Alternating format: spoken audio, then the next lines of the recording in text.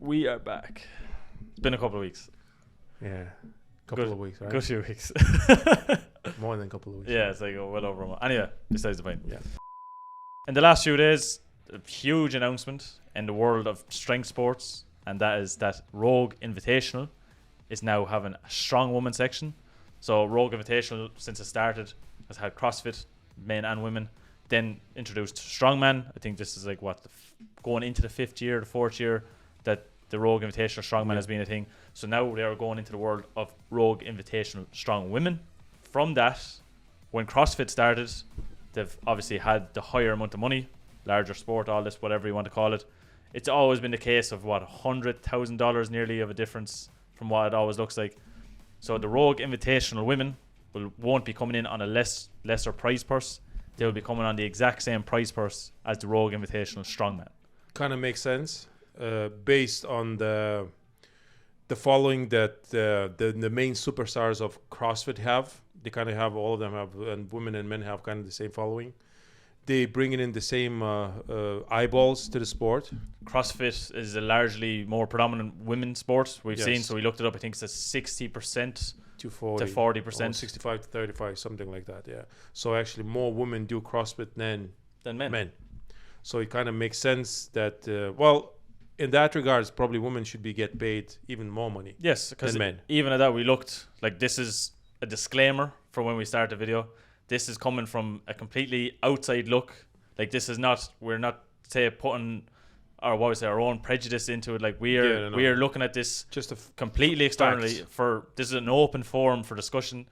Like, we when we seen this come up in the last few days, we've been talking about. We talked about this with people in the gym for hours upon hours at this stage. When it comes to this prize money now in Rogue Invitations, it's kind of weird because we looked up some facts about Strongwomen, when it started, how it's going, when it started to accelerate and stuff like that. So it started in 1997, basically. So the first World's Strongest Woman was held in 1997.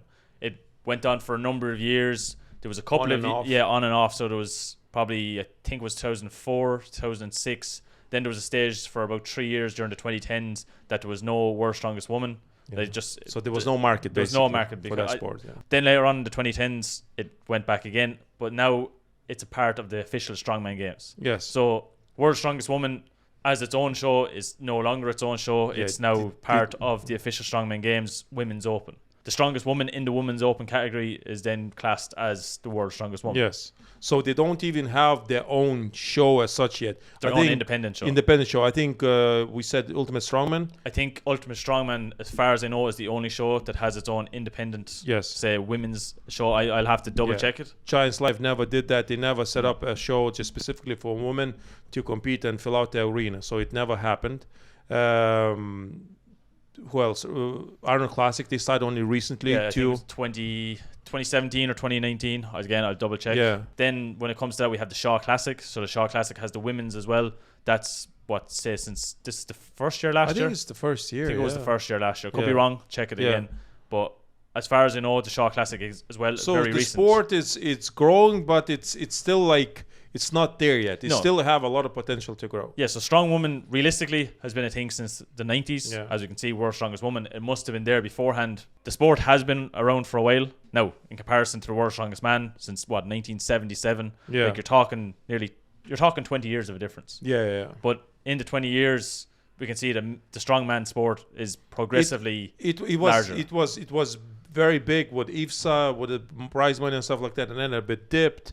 And then it started climbing again. And I think it's thanks a lot to, we spoke about that so many times before, about Colin Bryce and Darren Sadler elevating strongman sport in England. And now it seems like it's catching up in America as well, because America is still kind of growing, We see in American football, like Thomas Evans used to play American football. He was like a coach for, I think, the Detroit Lions. Now he's a professional strongman. He's a professional strongman. Like it kind of it's linear. So it's like, it's it getting works. there. It's getting there. The more money probably that will be involved in sport, the more traction you will get from these super athletes who now just go into the sports where we can like basically millions.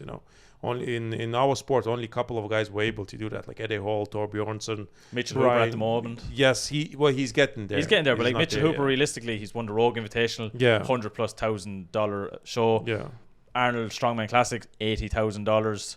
World's Strongest Man, $60,000. Something like that. Yeah. And then you're winning the other Giants Live shows, what, $30,000? Yeah. Like, it's like when you're that kind of athlete who's like obviously controlling every sort of show. When you're talking about the other athletes down the pecking order, obviously they're not going to be making that money because the money isn't there. So you're talking like for second place in the Arnold Strongman Classic is $25,000. 25 dip, yeah. Yeah, From so- 80 to 25, it's a big gap. And now for Rogue Invitational in 2024, first place is $117,000 at the moment, and second place is $50,000. Yeah. So it's a half cut straight away. Straight away, yeah. I think it's more equal in Shaw Classic. Shaw Classic, yeah. Yeah, so there's not a big of a gap in this competition because Brian knows that He's for the athletes. Yeah, he's for the athletes. Yeah, he knows that he shouldn't be paying like 100,000 to the winner and then 50 to the second Or place. 30 just, or 40. yeah, it's like it's just like athlete is kind of like not happy. I know that from From first- an athlete. Yeah, like like I won second place in the World's Strongest Man. I think the winner was getting like 45,000 and I got only 16,000. So it's a big gap. Like It's a massive big gap. drop, So going back to the Rogue Invitational Strongest Woman competition. Now the prize money exactly the same as men's. right? Exactly the same. Exactly the same. It's like with the CrossFit, men Yes. and women, exactly the same. Yeah. So we were trying to figure out why it's the case. Now, this is coming from both, like, say, a company perspective and as, like, what would you say, like, as a sport perspective. Yes. So when it comes to the revenue side for, say, like, for the company, for Rogue, Yeah. like, we looked up, what did you say, Rogue is 98 million 98 million 2023. That's their revenue Yes. as as a corporation. Arab is a corporation who produces bars, weights, Apparel. dumbbells, apparel, whatever you name it. So they slapped the name on a lot of things, The So that's their main income. So for them, probably competition as Rogue Invitational and CrossFit Games are more like I don't know a marketing show. thing. Yeah. That's what it is. Yes. You show off your equipment, you show off what you're able to Yes. make, you show off your apparel. You just like basically that's what it is. It's like Yeah. an expo. It's just showing off what the company can do. Now we know that the prize purse is $1 million. That's what like equates out to with Bitcoin and say apparel sales. Like I think is it so many dollars, say from certain T-shirts and shoes and all this go towards the actual prize purse. So the more you buy, the more the athlete's going to get. Which is it's a great idea. We said this from the very start. The first Rogue Invitational. It's unbelievable that they're doing that. Yeah. But when you put it in perspective, then like CrossFit is a huge sport. Like it's huge. It's Yeah. been around since 2005. Like have CrossFit Games. Some of the athletes like Tia Claire Toomey, like 6-time fittest woman on earth. in the world, Yes, 2 million followers on Instagram. Yeah. Like Matt Fraser, same thing. He's 2.4 million. He yeah. was So 5 they're times close fittest. enough with following even. Very close. Even at that, we looked up on YouTube. It seems that the CrossFit women get more views on YouTube. Like Laura Yeah. Horvath, when she won the 2023 Rogue Invitational, had more views compared to Pat Vellner. Yeah. Like Now when it comes to strong women and strong men, it's not the case. it's completely opposite. Yes. So men at the moment get way, way, way more views than women. And so it's kind of strange that women now will be paid in Rogue Invitational exactly the same amount of money as men, though they don't bring at the moment the same revenue and eyeballs and everything else into the sport. And this You is know? one of the main discussion points we Yes. were talking. So the guys and ladies that we were talking to are from a powerlifting background or such, like Yeah. so a completely different sport again. They're looking from the outside in from what we're talking about. But the main thing that they were saying is that because of Rogue investing this money in the long term, it makes a lot of sense to grow the sport for women. Yes, that's a weird approach. Will it pay off? We'll see, because we were talking. Remember that clip with Ronda Rousey? She was asked a question in Australia by the local journalist about the pay gap when it comes to men and women, and she said basically that I'm getting paid more than anyone else in the UFC because I'm bringing in the most money into the company. So that's why I'm getting all these bonuses and such a big salary and sponsorship towards me, you know. I think that how much you get paid should have something to do with how much money you bring in. I'm the highest paid fighter not because Dana and Lorenzo wanted to do something nice for the ladies. They do it because I bring in the highest numbers. They do it because I make them the most money. And I think that the money that they make should be proportionate to the money that they bring in.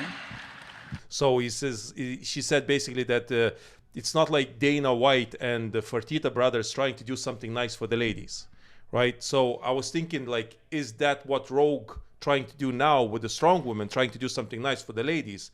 But it's quite possible that they're trying to invest maybe into the future by giving the same amount of money to men and women, as in like maybe in the future the sport will grow bigger and they will be able to sell more, I don't know, plates, bars and all other apparel, stuff. everything. Yeah, Everything to the even to more maybe like women audience as such, you know. So it's very hard to know why they're doing that for, you know. But I think it's a lot to do with like probably like you can look from the pure capitalist perspective where like they're investing that money into the future, you know, because they're not talking today or tomorrow. They're talking 6 years ago. They probably think that the sport will grow and there's a lot of more space to grow for the sport. Will it be the case? I don't know. I know that they have loads of money and they can probably make these investments. And if they're gonna lose money on it, they're gonna lose money on it.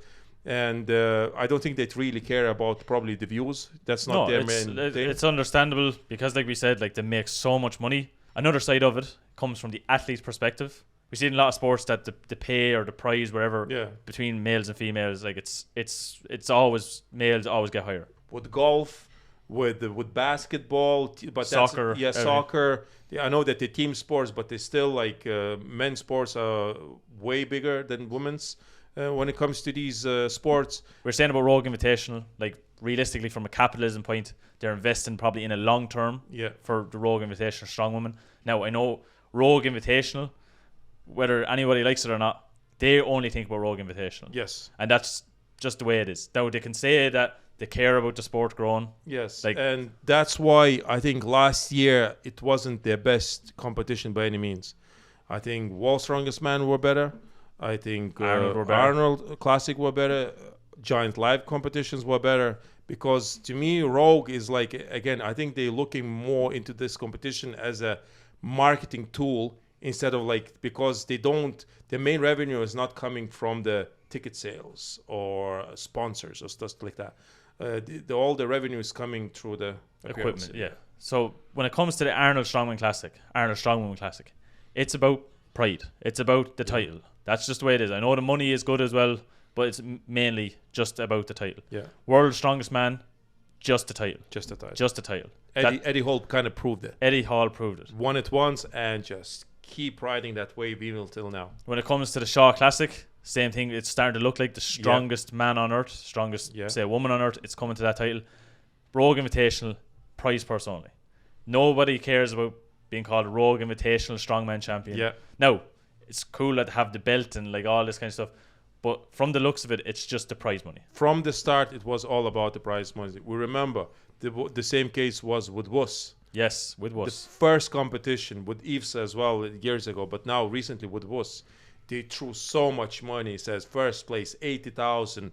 You're going to be brought into the hotel, the best hotels with the limousines and all that stuff, and it's all flashy. And then straight away start to go down the hill from there.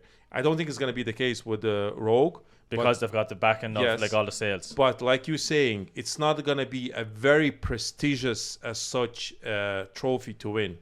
You know, just purely based on prize money.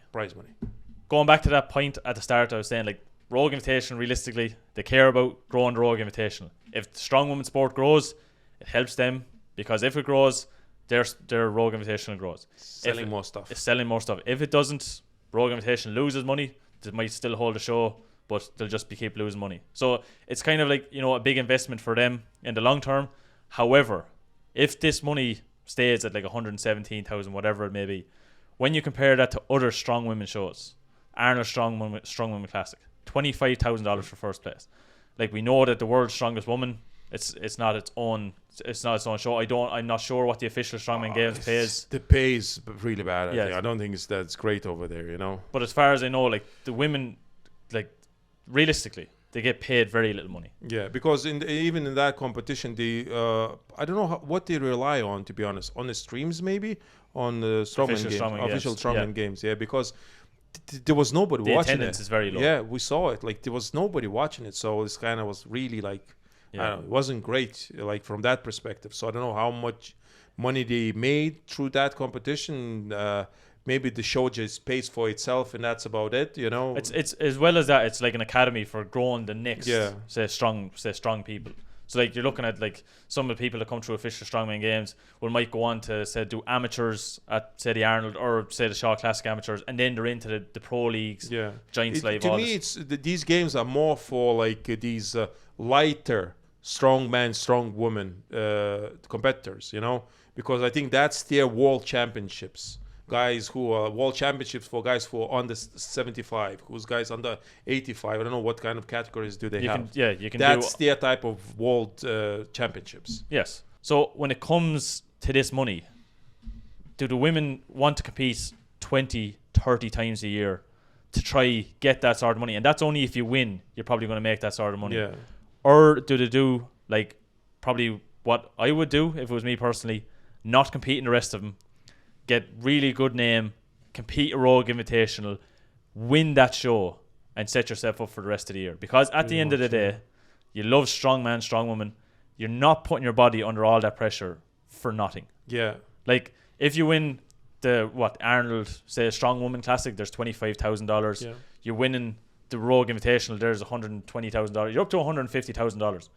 But that's only if you win the Rogue Invitational. And I have a fear that if that's going down the route that'll be, women won't compete in other shows. It'll get to a stage. And straight away, if it's going to happen, the sport will stop growing. And we've said it before when it came to strongmen. Brian Shaw competed, twice, 3 times a year? 3-4 times a year, not more. We've seen Alexei Novikov a couple of years ago. He competed every single show he could. Him, Mateusz Kiliakowski, Big Z, I was competing 10, 12 times, 13 times a year sometimes, you know, but I saw Brian Shaw made an argument. Basically, he decided to do that because he wanted to get longevity out of his career. Understandable. Yes, understandable. And but luckily, it didn't really hurt the sport, you know. So would yours sort of like argument point? It can actually hurt women's sport, because if women say, like, I don't know, like they're not in the space at the moment to justify being able to compete at one show. Yes. Like, realistically, look, there's just being the way it is. The strong women, there's not as large of a catchment area as there is with strong men. No. We've seen it personally that, like, at the shows, like, when it comes to a strong woman show, you're talking maybe the same 20 athletes to pick from. When it comes to a strong man show, you've got like 100 athletes. 100 at least, yeah. Because you've got, say, guys from Australia down that part, like we've seen Rongo Keane, Eddie Williams, all these guys down that part of the world. Then you've come to the likes of America, where you have a huge amount of people like Evan Singleton, Brian Shaw, Bobby Thompson, all these guys. Then you're going to Europe, you're going to Africa. We see like Evans Nana at the moment is coming through, Iron Bibi, like South America, even Italy. Like, we see Europe's Strongest Man, we have an Italian competing. When was the last time there was an Italian competing at Europe's Strongest Man? So the strongmen in general, strong men. No, strongman. Strongman is still kind of growing. Like, it is. Realistically, it's still in early days. Like, I remember saying when I watched Strongman first, like in the early 2010s, like, Strongman was a thing, but it's not anything as large as been since 2017. It wasn't as mainstream since as Eddie such. Hall. Yeah. Let's be realistic. Yeah. Since Eddie Hall. Yeah. Eddie Hall winning World's Strongest Man, just the character he is, boom, straight up. Until you've got an athlete that can do that, say with the strong woman side, I don't think you're going to get that boost. But if it goes down a stage that strong women only compete in the one show. Strong women at the moment, they don't have these strong mainstream names like a strong man, because again, it's relatively new thing, like, you know. And in strongman, like we said, it's Thor, Eddie Hall, they mainstream names, Brian Shaw, Big Z. the mainstream names, you know. Actors, So yes, national television, all this kinds of movies. Like Hafthor Bjornsson was in Game of Thrones, possibly one of the biggest shows. I think it's the second biggest TV show in history. Yeah. Like, it's crazy when you get to that caliber. And let's be realistic as well. If they didn't get to that size, Strongmen wouldn't be the way it is. And I don't like that's. I'm not going to take that as an argument. That is just the harsh reality of it. Yeah. Hafthor Bjornsson, to what do you say, 80% of the world is not known as Hafthor Bjornsson. He's known as the Mountain. That's the Mountain, yeah. And that's just the way it is. And even like now, he's coming back after like 4 or 5 years of absence from Strongman, and you straight away you can see the popularity of Strongman just it's after went up a little bit. Spiking. Yeah. And it's understandable because the revenue he's going to bring in, Yeah. the name he has, like all these titles he's won. But if the revenue wasn't there, do you think anybody would care that Hafthor Bjornsson is coming back? If Hafthor Bjornsson came back and Arnold Strongman Classic lost $1.5 million, like, or nobody showed up at the expo, like, do you think anybody's going to care? Realistically, no. Because if the expo is not getting more attendees or whatever you want to call it, there's no more viewers on the live stream, it doesn't really make a difference. Now, to the people that love the sport, it makes a massive difference. Yes. But in the grand scheme of things, that's not, like, longevity wise of that competition, it's not going to work. Yeah. We see it with us, like the money, pump money in at the start and then you just fade away. Yeah. Like I said at the start, this is like an open discussion, open forum. Like there's so many points you could come and look at this from. Like, we've talked to the people, we've looked at it from all different angles. We looked at it from Rogue Invitational's point of view, we looked at it from the Strongwoman sport point of view, from an athlete's point of view. Like, we asked the question, is it fair for strongman and strongwoman to get paid the same amount of money? Will it help to grow the sport? Will it help to grow the sport? Yeah. It will slow the sport down because of the women might compete less and you just focus on Rogue Invitationals. Which I think possibly come to a way. Like, now, that's just me personally. There's so many ways you could look at it. Like, honestly, just like, we talked about this for hours. And like, we've seen it was mentioned, it's only in the last few days. Now, it's incredible that it was even, say, added there, like the $100,000 plus. It's serious money. It's life-changing money. Yes. And it's great for them. But I just hope that it's not going to hinder the strong women's sport. Yes. Because unless it actually grows the sport, it's going to cause damage, I think, personally. But that's just me. And like, we want to know in the comment section down below what you think, because I have a feeling this is going to go both ways. We're going to have people coming at us for reasons that probably aren't part of it. Like we said at the start, we're looking at this in at the sport. We're not giving our own personal opinions on it. We just think it's something that needs to be discussed, because for the very first show, getting paid the equal amount of money, it's a big thing from Rogue. It's a big investment for Rogue. Hopefully it works out for him. Hopefully it works out for the sport. But let us know in the comment section down below what you think. Like we said at the start of the video, it's been a couple of weeks. Either way, we love seeing that the subscribers are still growing. It's great to see the people are still wanting to watch the videos. If you made it this far in the video, make sure to press the like button. If you're new to the channel, make sure to subscribe. And if you are subscribed, make sure to press the bell icon. It'll keep you up to date with everything that's Lalas Brothers. We'll see you in a future video. See you later, guys.